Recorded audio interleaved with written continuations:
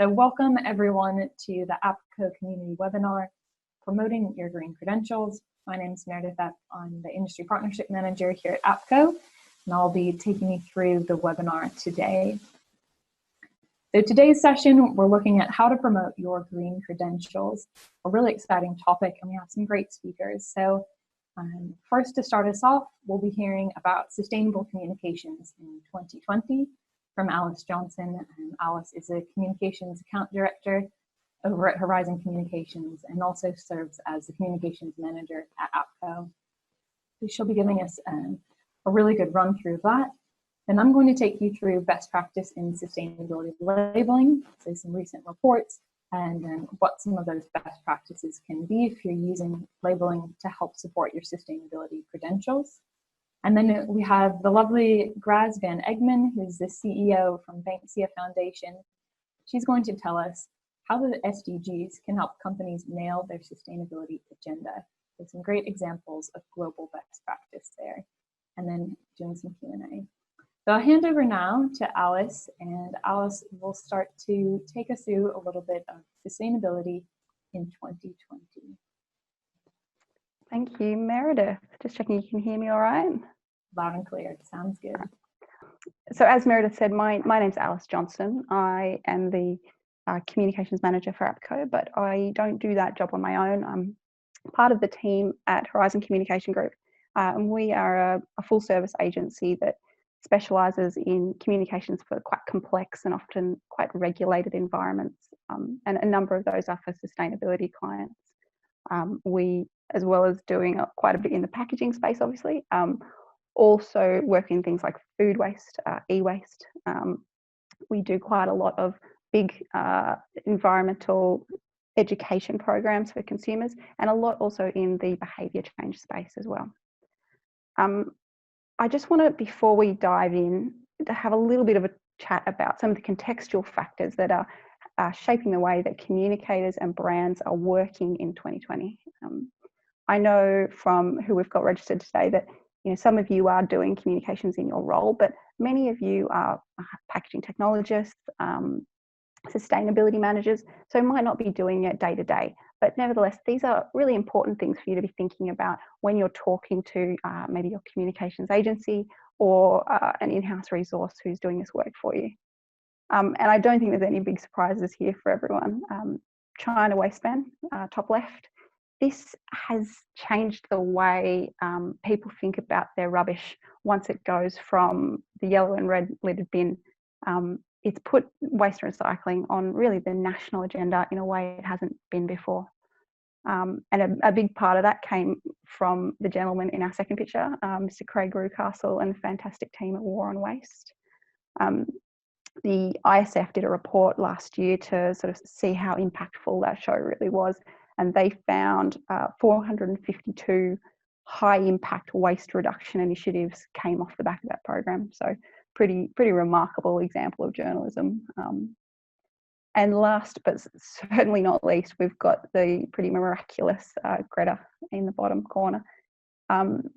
Alone, an incredible example of sustainability change, but what she also represents is, the ability for 6 million people to come together on coordinated action. There was a report last year in the UK that coined the term the Greta effect. So we're seeing now more teenagers and more children identifying as activists and taking really strong social media activist activity. So what does this context mean for brands and communicators? In a nutshell, I'd say it really means that the bar's been raised. Research consistently shows that consumers expect brands to be taking tangible action on environmental issues. It's a phenomenon that some communications sort of professionals are labelling Generation Do. Time of rhetoric's over, we're expecting action. And it's also a pretty remarkable market opportunity now. Consumers regularly say they are willing to pay more for sustainable products. But obviously the flip side of that is your sustainability initiatives and the way you communicate them are under more scrutiny than ever before.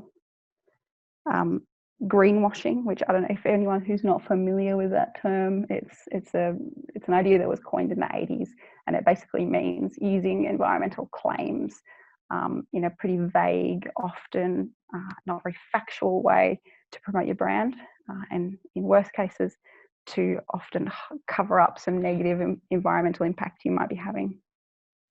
We are living in an age of information. We all understand that. Every claim you make can be easily verified and checked. And customers really expect to have a two-way dialogue with you about those claims. If a customer's not happy with the amount of packaging you're putting on your product, they expect to be able to tell you and then to see action taken from their complaint.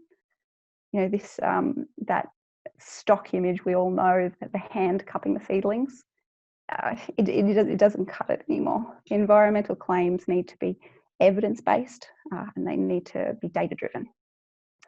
But the good news is you aren't expected to do that process on your own by any means. There are a number of programs and tools that can help you get that factual basis to everything you say. That's something Meredith's going to touch on a little bit later on. And this is obviously not just a marketing issue. There is the APCO. Their role is to police these incorrect and misleading green terms.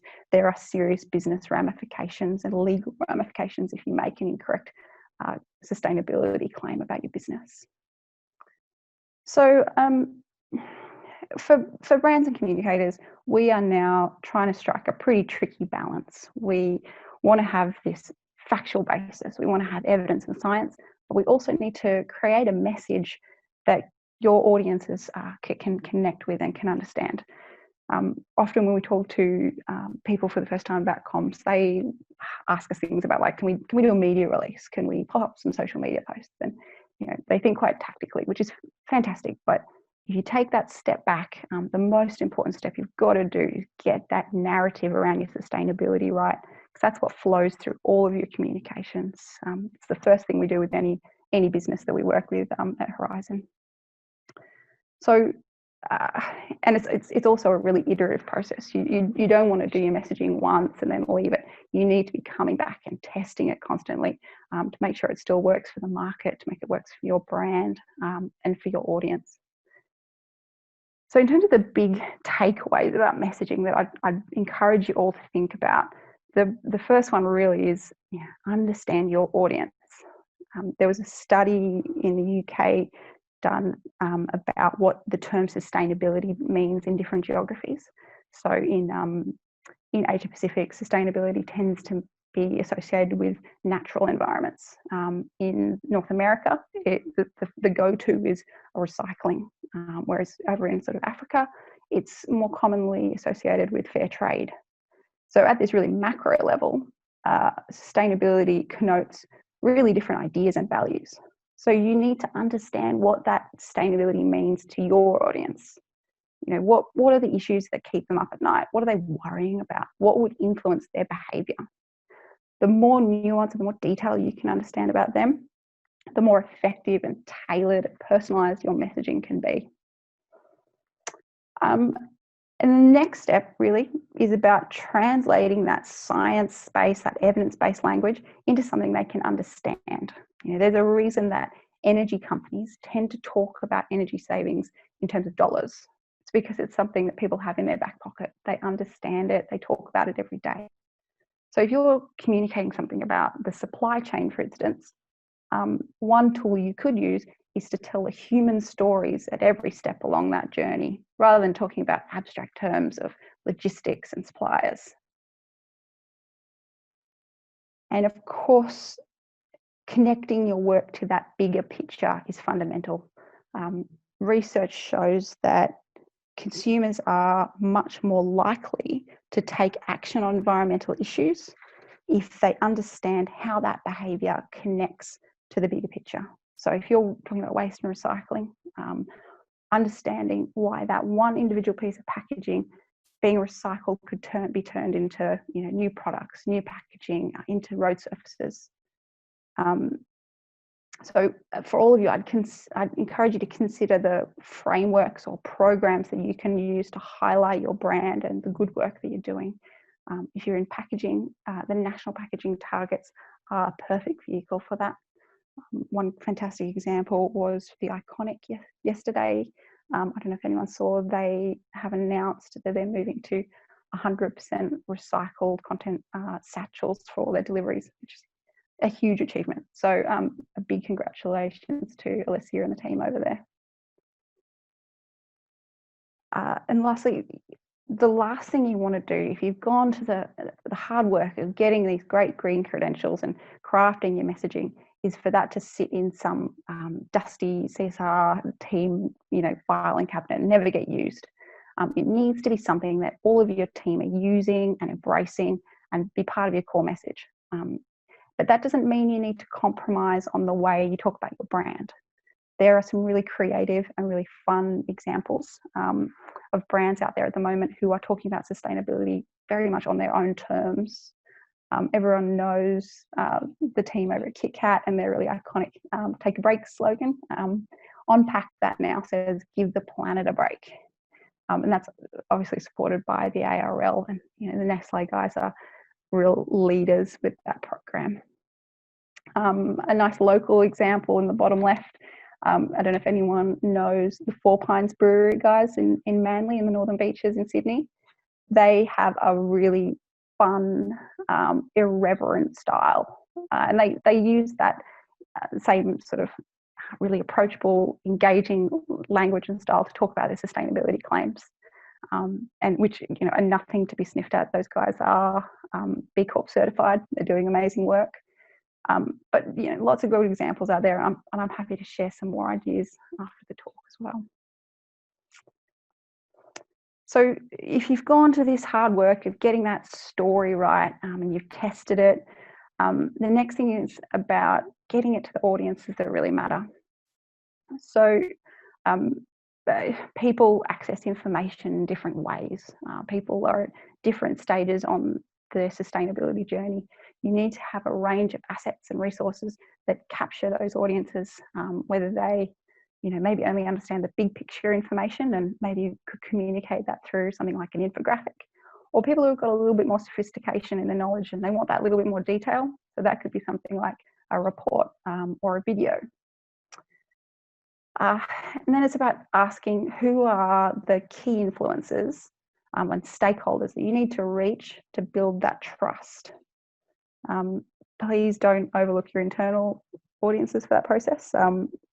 Getting your C-suite on board, getting your internal communications or marketing departments on board is just as important as getting that out in an immediate release to external.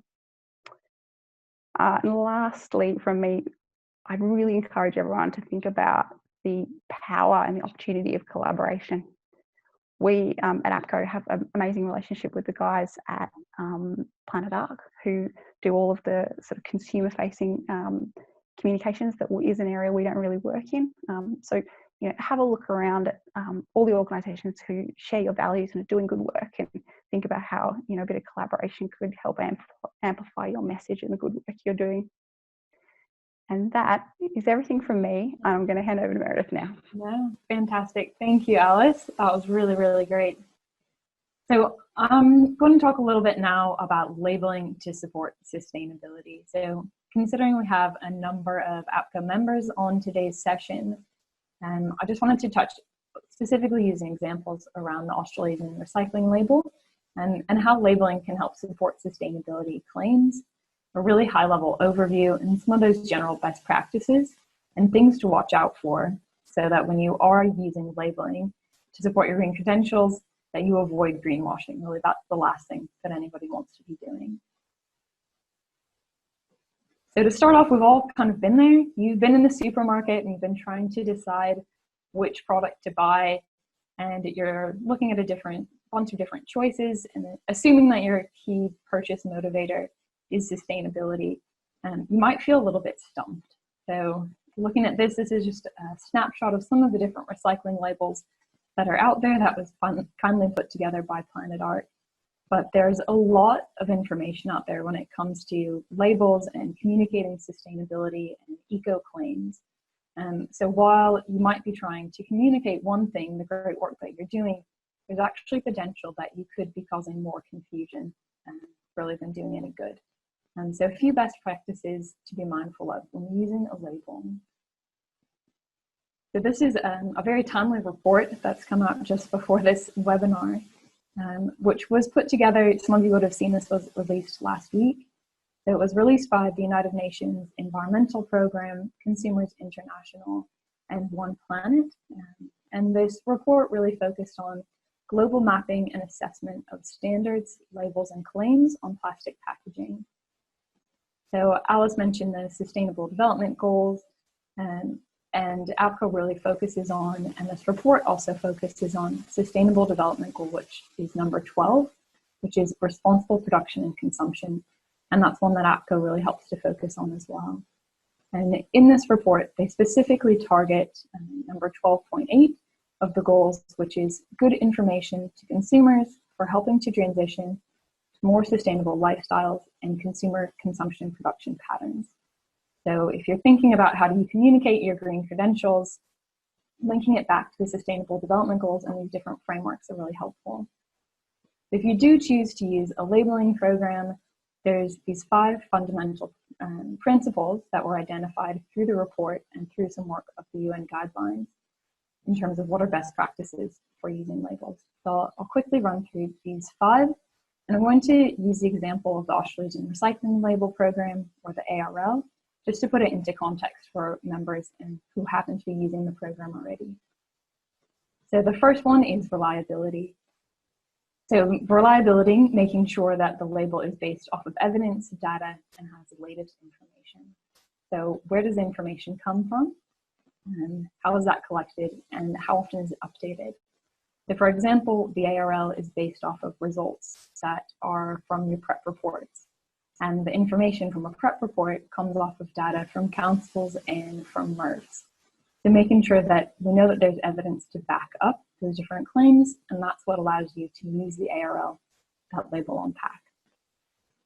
The second one is relevance. So making sure that your claim is relevant to the product and the local context. So especially this is important in the recycling label context because of infrastructure. We know that here in Australia and even in New Zealand, they have different capabilities.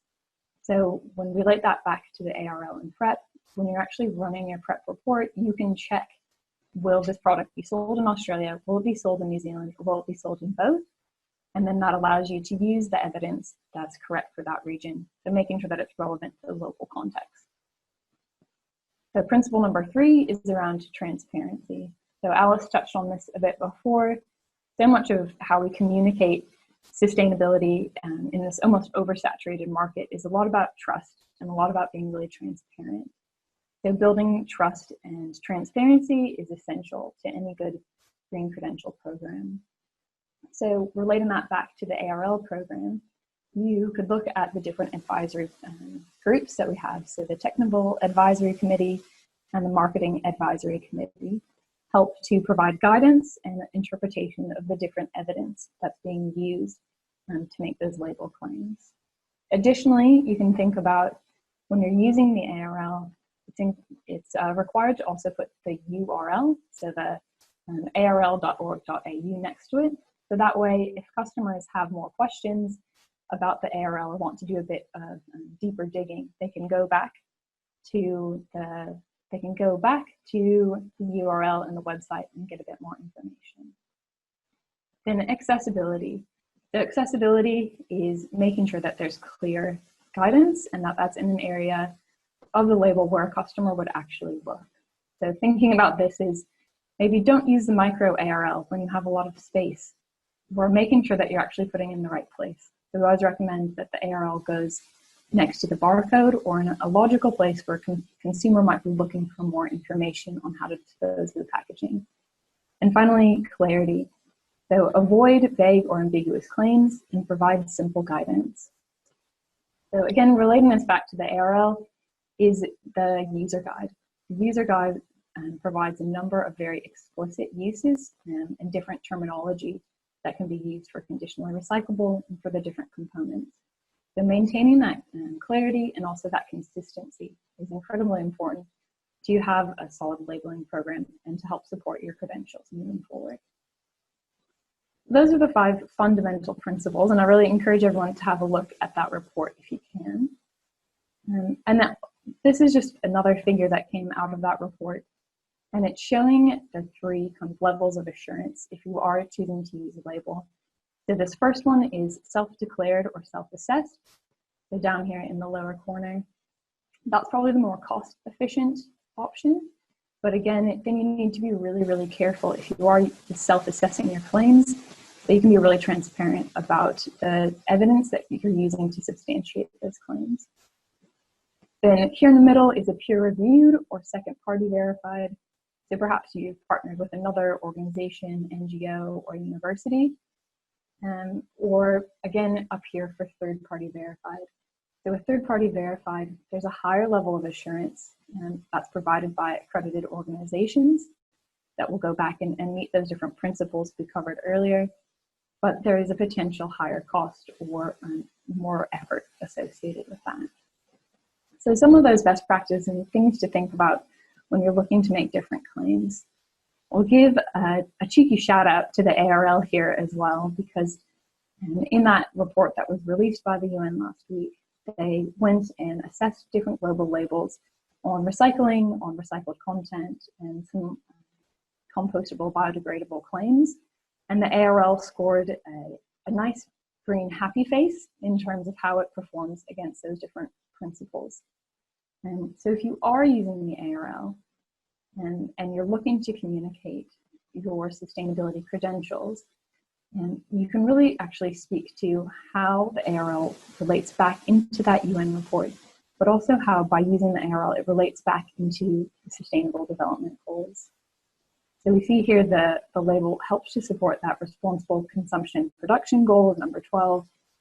It also helps to support decreasing in litter, so that propensity for plastics or other packaging to become litter, so supporting that life below water goal, and also partnerships for the goal, so your APCO membership or the work between Planet Arc and Prep Design as well.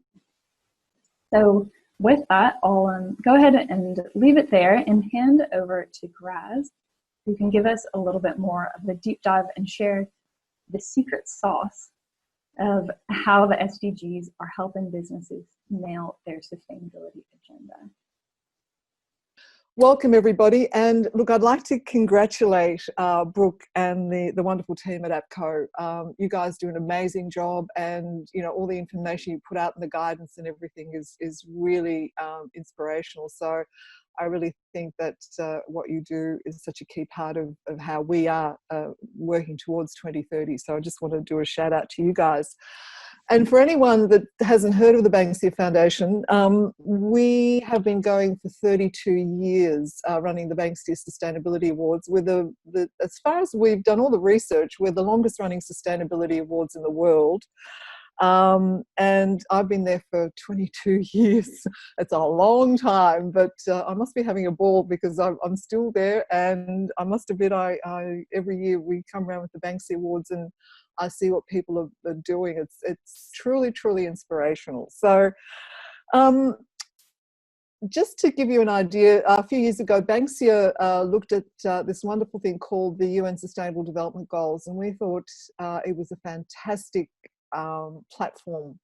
One of my issues in working at Banksia for the last 22 years is talking to businesses and how they promote their sustainability agenda throughout their organisation, but also to their customers. And when I saw the SDG platform, I'm a PR person, a marketer, originally a biochemist, but I don't know, you know, it's a bit of a weird transition, but got into marketing and PR and realised the value that the SDGs bring to the sustainability sector. So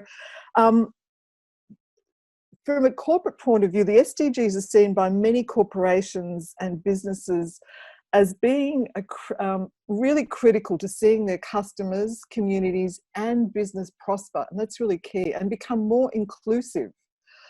to ensure that no one is left behind. And that is the key behind the SDG, that no one is left behind. These companies, and I'm working with a number of them, have identified various SDGs that intersect with each area of their business, its operation and value chain. So, and I think it was Alice was saying that the different countries and what the SDGs represent, you know, some more the environmental side, some more the supply chain, but the or what sustainability, but the SDGs are bring everything together, and that was our frustration too at Banksia. How do you bring the environmental and the social aspect together, and how can you promote this to companies and understand that there is a relationship to everybody, you know, who is working on this platform. So they provide the SDGs provide inclusivity in the sustainability platform, but also provide an end game, which is really important, through the indicators and targets. They're so much easier to work with when you know what your realistic goals should be, and I think the SDGs really do that. For the sustainability director, in an organisation or a business, you can use the SDG platform to engage and bring the organisation together on a platform that touches everyone in and outside the organisation. And I've never seen this done more so than under the SDGs. For example, leveraging your procurement spend to create jobs and opportunities for people who may have struggled to find or sustain work. So this is going to be so important in the next couple of years with COVID and all of this sort of things. So, but if you look at this strategy links to Goal 8, which is decent work and economic growth, and Goal 10, reduced inequalities, and Goal 17, partnerships for the goals. The organisation using this, and there's a couple of them, but one specifically, has seen how it has promoted local economic development whilst driving better business outcomes. So there's a number of gains on these areas. The other thing that I'm touched on is environment versus social initiatives. People have different passions throughout the world, you know, and throughout organisations and throughout businesses. What the SDGs provide is a broader approach that will gain greater uptake, because waste is really important. Reduction in waste, reduction in energy, water minimisation, land restoration, they're all fantastic initiatives. But applying the SDGs to your business can broaden your engagement and outcomes.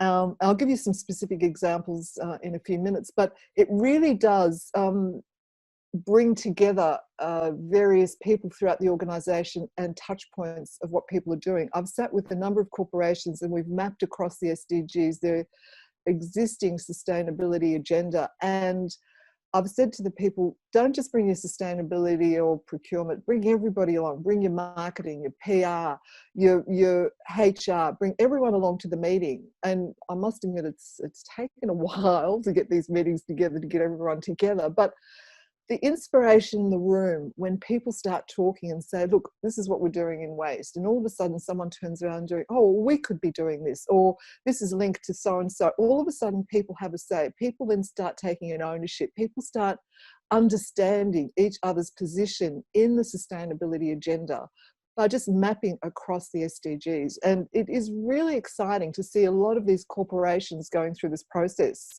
So currently we're witnessing, not just in Australia, but around the world, the companies that are thriving have recognised that purpose is a key ingredient, and that using the SDGs as a basis for integrating sustainability into their business allows them to have that greater engagement rate with key stakeholders. And this is making that difference. That is the big difference. These companies understand that balance needed, and I'm sure will help to solve important social environmental problems through their business. And let's face it, we are seeing more and more, and through the awards, and I was in the Netherlands last year with the Nudge Global Challenge and spoke at a couple of conferences. It is evident that business is making the difference, that business is taking the lead, and you know, the SDGs are such a rich source of a support mechanism for this. So let's face it, what's happening at the moment through COVID-19 is extraordinary. We're really in a unprecedented, you know, I said to someone, We have every Thursday night, we have the Banksia happy hour. So we invite all people to come along. You have to have a glass of wine or beer in your hand while you're talking.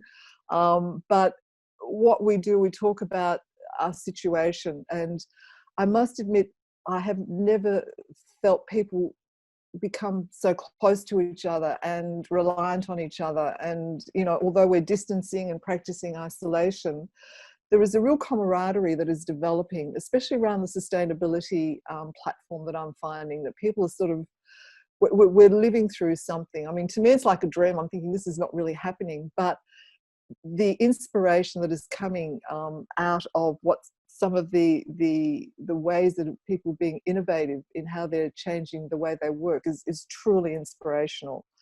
And let's face it, we've got so many issues to manage at the moment. So it's really difficult right at this point to step back and consider where you're headed. And we need to do this continually look at this under the SDGs. And by using the landscape of the SDGs, we are better equipped to answer the big questions as to why we are in business and how we want to impact our world. It does give you that broader understanding. It does give you those broader touch points, and it does engage you with a broader employee base throughout your organisation. As we've seen, impacts on our world that have not been prepared for and we have not had control over. We've seen this a lot through the Banksy Awards, especially with the SMEs. And I must admit, through the SMEs, a lot of them, especially the smaller 0 to 10 businesses, they enter the Banksy Awards, they do something in the sustainability area, and they haven't discovered the SDGs before, and we take them through it. And all of a sudden, they are thinking differently, and they've come back to us and say, oh, look, thank you so much for introducing us to the SDGs. We're currently working on a broader platform, a more engaging platform. It really changes their way of thinking. Understandable, larger businesses are not as adaptable and can't sort of transfer the flexibility with an SME is possibly, you know, the fact that you can adopt a lot easier. But it's incredible the outcome that some of these SMEs or where they're headed after 2 or 3 years of adopting the SDGs, where they're going. So that's really exciting. Look, I'll go on to slide 3 and just give a more of an in-depth example. Lavasa, Italian company, and they have the most, if anyone wants to have it, a really beautiful sustainability report. I've got the 2017, but it is a work of art. And Lavasa sort of really looked at how they were going to incorporate the UN Sustainable Development Goals. And the SDG matrix proposed by the 2030 Agenda for their current programs and future programs complying with the 17 SDGs. And they have been very, very, they've really gone across all their business sectors. They've looked at their foundation, they've looked at their operations, but they've also looked at their marketing, their branding and communications and engagement. And I think they're a beautiful example of how they've been able to engage. So they've looked at how they comply with 17 SDGs and involve all the stakeholders, from the coffee growing communities to employees, suppliers, consumers, and society as a whole. So to do this, Lavasa identifies that this ambitious commitment requires 3 things that they identified on: is determination, involvement, and transparency.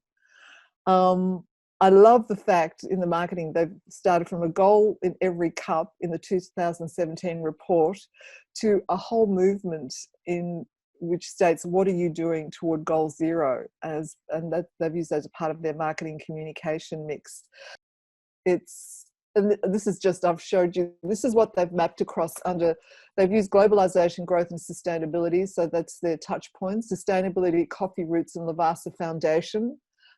And from bean to cup, a journey made by people. And these topics head up a chapter in each of their, in a section of their sustainability reports, and how they have mapped across these. And just onto the next slide, I think there's a few more. Care for people in local communities, and continuous improvement and commitment to environmental sustainability. So I must admit that they have really gone, the extra step. And if just onto the next slide, slide 6.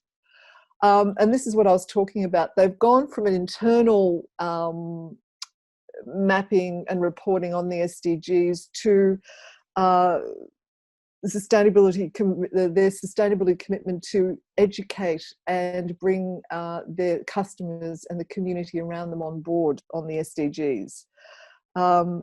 And what they're trying to do is they're trying to become an ambassador for the SDGs. They love them so much, they're passionate about them, so they're actually trying to become an ambassador and really promote them to, as I said, all their touch points. So just jumping on to the next slide. As you said, war on waste. As you're all familiar with that. Craig Rawcastle and Jodie Boylan, the producer, they won the Gold Banksia Award. And just to give you an insight of what the judges really thought about them, and it was a really exciting, I mean, I've sat on the judging panels for 22 years, but this was a really exciting discussion. And what they talked about mostly was, and also, sorry, if I can just interject there, just Jodie told me that the same program in the UK hardly had any effect on outcomes or anything like the war on waste did in Australia. So it was really interesting, and we were analysing why it had such a big effect here. So the judges sort of said it was firstly Craig, the choice of presenter, that Craig made it real. Using Craig was sheer genius because he already had a reputation. He knew how to engage with people, and as I said, he was relatable. They also did copious amounts of research, and I know Jodie double-checked everything. She really did go out of her way in making sure that they got everything right, and really researched to the nth degree, which is really important. But also setting up the incredible networks to assist them with the show. So from Josh Frydenberg right through to, kids at schools. I mean, they included everybody. And I think that that was a key ingredient, that it was inclusive of everyone. The passion that Craig actually had, and meeting Craig and working with him on a few occasions, you can really tell that. I know one day he actually was presenting the Banksy Awards, and we some of the staff walked on and got him a coffee, and they felt so embarrassed because they had paper cups, and he brought out his keep cup, and he said, no, I'll pour it into my keep cup, and don't use the coffee cup. So he really, he lives and breathes what he was talking about.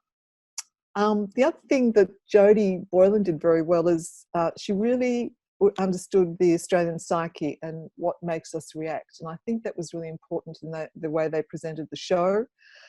Also talking to every part of the waste issue, not being scared to confront anyone. And I think, again, it was bringing all the aspects out about it and not really being scared.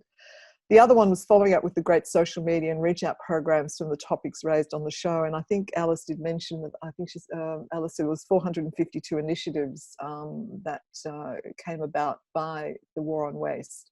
So not a bad campaign. And I think, as I said, it was a really exciting year for us to be working with Craig and Jodie. Okay, everyone knows Unilever. There is sort of a bit of an international, headline for the SDGs, but also they use purpose as their source. I mean, and Paul Polman, he was such a real pioneer and force to be reckoned with, and a visionary. And he, I think, actually showed or started how business can really lead and be a key part of taking us towards 2030. As everyone, I won't specifically, but the 400 brands, what they've done, the brand images, purpose, not profit, the research about appealing to millennials and what is key to them was really important. And again, using the SDGs, they looked at purpose branding and took on the communication journey. And if I can just go on to the next one, which is Patagonia. another one. Now, Patagonia uses the lens of environmental protection as their source, as their key ingredient to how they see sustainability, but also utilising the Sustainable Development Goals in getting their operations and how they communicate throughout the organisation. So the key thing with that, which I find really, they've developed an incredible customer base who are really passionate about the environment, and they've done this successfully. So, you know, if things are a little bit more expensive or, you know, whatever it is, customers are quite happy to pay for that because they really are want to be part of that whole part of protecting the environment. So Patagonia has really identified their niche in the market and how they run their business to be able to really walk the talk and engage their customers and be, you know, the brand that people want them to be. Okay, so Banksy, I told you earlier that we changed the basis of the whole Banksy Awards to be based on the Sustainable Development Goals. And that's not an easy thing to do because in rearranging the criteria and how do you judge, you know, is it a deep dive into an SDG, or is it, you know, what is seen as excellent, or is it across the SDG? So the judges are still working with us on you know, what is the best of the best, so to speak. But we must admit that we're taking a lot of people on the journey too. A lot of people in entering the Banksy Awards have never heard of the SDGs, and as I said, we work through the SDGs with them, and we've just, I would say the majority of responses, especially as I mentioned before, small businesses are saying, look, thank you so much for introducing us to this platform. Large businesses are doing it. Australia is at the Banksia Ignite, which I'll talk in a minute, but the Foreign Affairs Minister presented at our event in Sydney the first report on the UN Sustainable Development Goals. We're not great at it. Australia compares, and if we have a look at who's entering the Banksy Awards on the SDGs, we're still enticing people to large organisations, to medium organisations, to look at the SDG lens rather than just present on sustainable, you know, their sustainable agenda. So it is a slow transition, but everyone I've spoken to that is adopting the SDGs is having incredible success, but also just that amazing engagement within the organisation. So I'm so sorry, I'm going over time, so I'll just nick through the next bit really quickly. So we're partnering with Australia Post, one of our long-term sponsors, to update the white paper on small business and the sustainability development goals. We did one 4 years ago, and that will be updated on probably by the end of the year, so we'll have that out to everybody. The awards are known as the Australia's SDG Barometer, but if you want to have a look at some of the case studies on our website under media, we do produce every year Australian sustainability success stories, so that you can go on there and have a look at it. I talked about creating Banksia Ignite. This is the push that we're working with corporations, and we're creating various programs on how to do the uptake of the SDGs. What do we need to do to encourage business, community, etc., to understand and to work towards 2030 with the SDGs? We partner New South Wales Government through Vivid, and we've been doing their sustainability platform, but unfortunately we didn't have the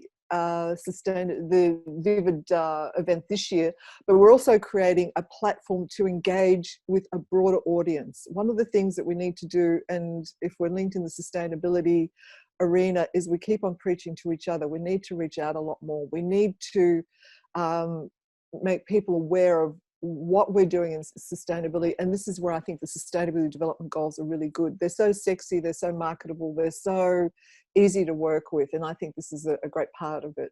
We're also partnering with the University of Melbourne. We're doing the SDG Cities Challenge, which is an Asia Pacific challenge, and we're also partnering with a number of corporations. Our next challenge is trying to engage millennials and Gen Z in working with corporations on some of the issues under the SDGs, and then going out to, as I said, this group, and giving them hope, allowing them to work with corporations and businesses in solving some of their issues. So just in summarising, understanding the SDGs and how you already map across a lot of the indicators and targets. I mean, that's the basis. Please don't think of it as an extra layer of work that you have to do. It is a complementary part to your sustainability agenda, and you need to use it that way, not as another thing, that I have to look at. If you are the sustainability lead in your organisation, make sure you involve key stakeholders in your organisation, managing up, across and down. And try and share the lead in what you map across and engage and involve. It's going to lighten your load, and it's going to make it a lot more just easier for you to get your sustainability agenda across.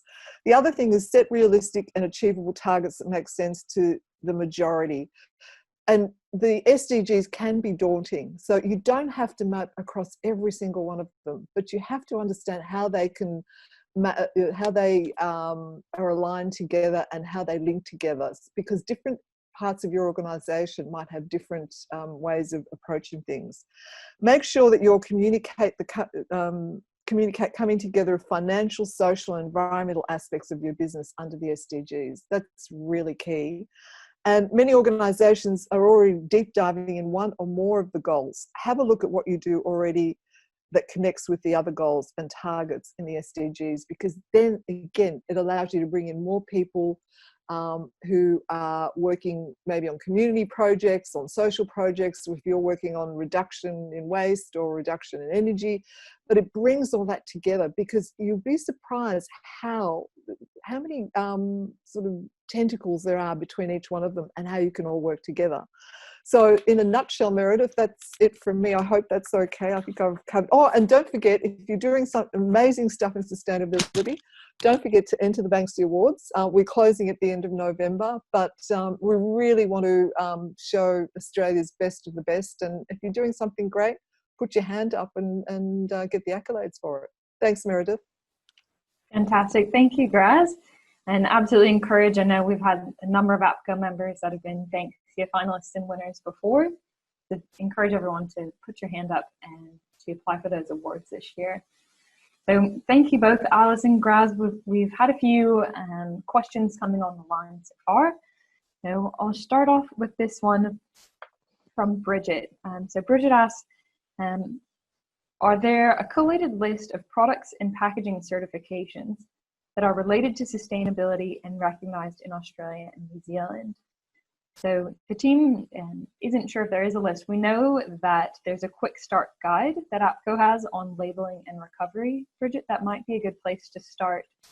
But Alice, are you aware of any lists of product and packaging certifications that are recognized in Australia and New Zealand?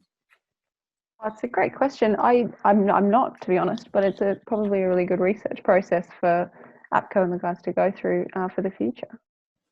And I might say, I think, is it the ACCC green guides, which I think are a little bit, a couple of years old at this point, but that might be an interesting place to start as well, to get going for that one, Bridget. And so we have another question here from Francesca. So Francesca has asked, and I think this one might be for you, Graz. Mm-hmm. What guidance would you give a local subsidiary that wishes to adopt a different set of SDGs that resonate with the local community than those of their global parent company? That's a really great question, and some people are really actually that's brilliant, because a lot of subsidiaries here that I've worked with don't get as passionate about the SDGs because they've been guided by their parent company, and a lot of the goals or the targets don't mean this, the same thing here in Australia. I would really, and John Thwaites at Monash University here in Melbourne is doing some terrific work on the SDGs and the relevant targets to Australia, because don't forget the SDGs came out of the Millennial Goals, which were for the third world countries. And a lot of people still perceive that the SDGs tend to work a little bit better with third world countries rather than the developing countries. The thing is with localizing the SDGs, and we are actually putting together a whole seminar and an event on how do you localize that, because it is engaging that local community. I don't know the flexibility in your organisation, Francesca, to how you can separate that and what your freedom is, because sometimes that is an issue of what you can do as opposed to the parent company. But I think if you do engage with the local community, your local suppliers, and I'm not sure where Francesca's from, Meredith, or what sort of company is, but I think if you look at your supply chain, as I said, your staff, what is important, and start that conversation. It's starting the conversation locally, and what are the key things that are important to the local, your local scene, and then looking at how that links in with the parent company. It's not easy to do. As I said, I've tried to sit down with a couple of companies that do it. But if you've got that engagement with local companies and internal engagement, and you can identify that, I think that is a real start. And then working with the parent company on what you need to report, because it depends on whether you report in Australia on your own or whether you need to report as a global entity. So there's a lot of happy to talk offline to you on this. There's a number of ways you can do it, but as I said, just depending on your situation. Fantastic. No, that's really good. And I guess kind of building on that, we have another question around small businesses. So you mentioned a little bit of the work that you're doing, Graz, with small businesses and the white paper. But do you have any advice for small businesses looking to improve their communications who don't have the same budgets as larger organizations? Oh, yeah, budgets. And look, I suffer that. We're only a tiny organisation, and we beg, borrow and steal, to get our messaging out. I think it's being clever. As a small business, and I run Banksy as a small business, it's understanding where you're going to get the best bang for your buck, so to speak, in the old terms. I think social media is a wonderful, although I tend to get over social media a little bit, but word of mouth for small business is really important, and also your network, whether you're working with supply chain, who supplying your product, or you're doing it yourself, or whatever you're doing, but the immediate people around you, to understand what your sustainability I don't want to call it a journey, but what your actions are, where you want to go. So you get the people involved in that around you, then you can start looking at maybe targets, because it's understanding what you're able to achieve. As I said, with low budgets, and it's not so much the money, but the resources, because by the time you do all the work and you get people researching and analysing, I think that's really important in understanding and getting the people on board. So, and then again, just getting your messaging right. So it is word of mouth, but also using, as I said, if it's a shop front, if it's what are your communication platforms? Do you put something up in a shop front, or is it something that you supply people as a product? Do you put your messaging and your stance on what you're doing is very, very important, and how you're achieving it. And I'm surprised at how many Banksy Award winners go away. They win a Banksy Awards, and we put out a huge marketing document to help people promote their win, and no one does anything. They just like, oh, we've won the Banksy Awards, let's sit back and relax. But that's just the start of it. Using the Banksy Award as a platform and promoting what you're doing is another good way of getting that recognition out there, and increasing your customers, and showing your customers what you are doing in sustainability. So I think it's being just looking at the opportunities around you, and maybe looking at people rather than, as I said, human resources rather than financial resources. Oh, really good. We've had one more question come through too, and I guess it's kind of a bigger picture one. Alice, if you want to chime into this one, so should we still be focusing on sustainability initiatives in our communications, given the current impacts of COVID-19? Oh, yeah, it's a good one. I think, you know, all communications, you need to have a bit of awareness, a little bit of empathy.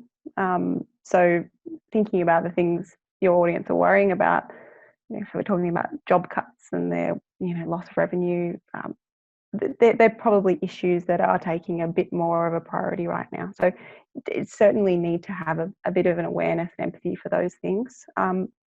But, you know, we are very lucky right now to be talking generally, tentatively about coming out of COVID in Australia. So there's also a lot of ways you can think about it in terms of opportunities. So, you know, waste, for instance, is really an inefficiency. Like, there is a way, if you're to be thinking about the sustainability thing as a cost cutting and an efficiency opportunity, a strategic way for your business to do better in these tougher times. And also, you know, technology is pretty miraculous. Like, there's been a lot of opportunities to collaborate even more in the lockdown. You know, for APCO, we've been doing these sessions and had some pretty remarkable engagement. I think we've had nearly 2,000 people over the last 10 weeks. So yeah, definitely have a little bit of empathy and understanding, but also look for the opportunities in it as well.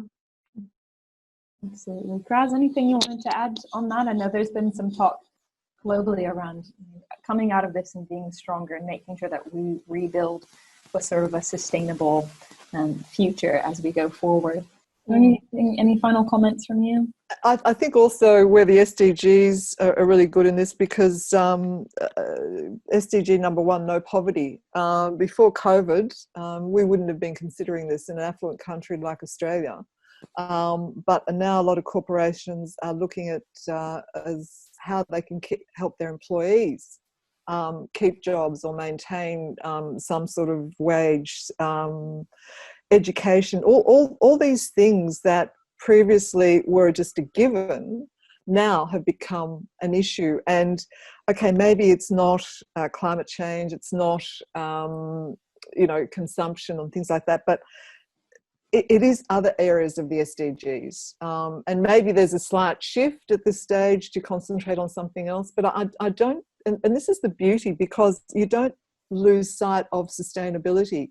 You might sway from one area, and I think what Alice was saying, using the opportunities, but sustainability is all around us, and if you have a look at those 17 goals, it's there in everything we do, and so it doesn't go, sustainability doesn't go away. It's there continually, and as I said, it just probably changes its emphasis a little bit. Fantastic. And I think that's a really good closing remark. And I'd like to thank Alice and Graz both for your time and for your input. And thank you everyone for joining us today. Join us next week. We'll be talking about sustainability professionals. We'll have a few different individuals sharing how they've created a career excuse me, in sustainability, and how to get successful sustainability initiatives over the line within your organization. So again, thank you so much to everyone that joined, to Alice and Graz, and we'll be making the slides and the presentations available to everyone in the coming weeks. So thank you all. Thanks, everyone. Bye.